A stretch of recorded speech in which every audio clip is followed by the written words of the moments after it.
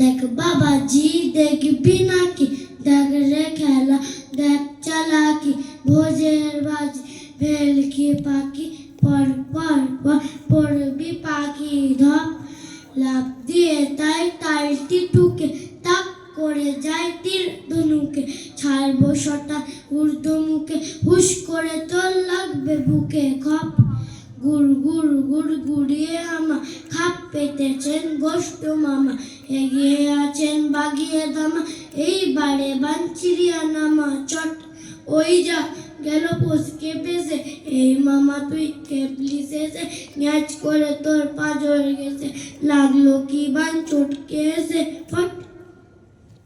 নমস্কার।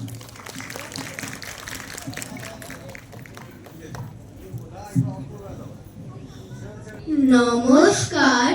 কবি সুকুমার রায়ের লেখা গন্ধবিচার। সিংহাসনে বসলো রাজা, বাজলো কাসর ঘণ্টা, ছটফটিয়ে উঠলো কেঁপে মন্ত্রী বুড়োর মনটা। বললে রাজা, মন্ত্রী তোমার জামায় কেন গন্ধ? মন্ত্রী বলে, এসে দেখেছি গন্ধ তো নয় মন্দ। রাজা বলেন, মন্দ ভালো দেখুক সুখে বদ্যি। বদ্যি বলে, আমার নাকে বেজায় হলো সর্দি। রাজা হতেন, বলাও তবে রামনারায়ণ পাত্র। পাত্র বলেন, নস্যি নিলাম এক্ষুনি এই মাত্র। নস্যি নিয়ে বন্ধ যে নাক, গন্ধ কোথায় ঢুকবে? রাজা বলেন, কোটাল তবে এগিয়ে এসো শুঁকবে।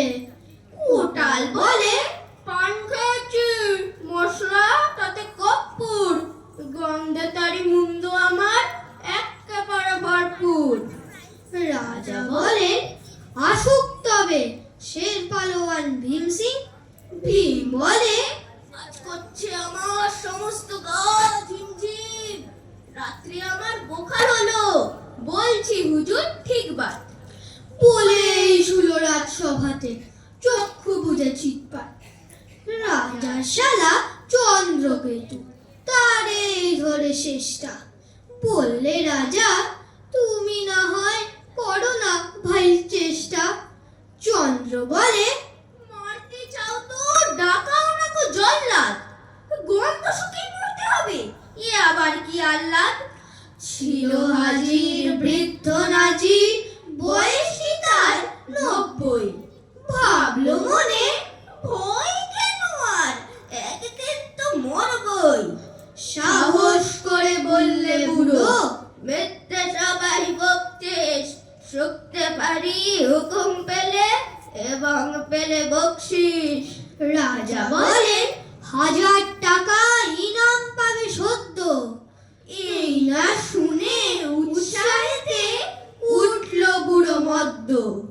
জামার পরে নাক থেকে শুকলো কত গন্ধ, রইল অটল দেখলো লোকে বিস্ময়ে বাক বন্ধ। রাজ্যে হলো জয় জয়কার, বাজলো কাসর ঢক্কা। বাপরে কি তেজ বুড়োর হাড়ে, পায় না সে যে অক্কা। নমস্কার। বিশ্বকবি রবীন্দ্রনাথ ঠাকুরের লেখা মাকাল। গৌর বর্ণ নধর দেহ, নাম শ্রীযুক্ত রাখাল। জন্ম তাহার হয়েছিল সেই যে বছর আকাল। গুরু মশাই বলেন তারে, বুদ্ধি যে নেই এক্কেবারে, দ্বিতীয় ভাগ করতে সারা ৬ মাস ওরে নাকাল। রেগে মেগে বলে, পাগল নাম দিল তোর মাকাল। নামটা শুনে ভাবলে প্রথম বাকিয়ে যুগল ভুরু, তারপরে সে বাড়ি এসে নৃত্য করলে শুরু। সকল ছেলের মাতন দেখি, সবাই তারে শুধায়, এ কি সকলকে সে জানে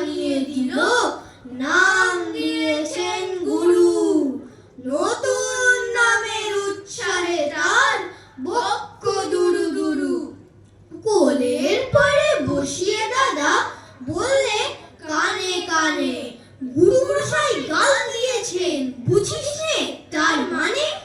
রাখাল বলে কখনো না, মা যে আমায় বলেন সোনা সেটা তো গাল নয়, সে কথা পাড়ার সবাই জানে। আচ্ছা তোমায় দেখিয়ে দেব, চলো তো এইখানে। টেনে নিয়ে গেল তাকে পুকুর পাড়ের কাছে, বেড়ার পরে লতায় যেথা মাকাল ফলে আছে। বললে দাদা সত্যি বলো, সোনার যে মন্দ হলো, তুমি শেষে বলতে কি চাও গাল ফলেছে গাছে?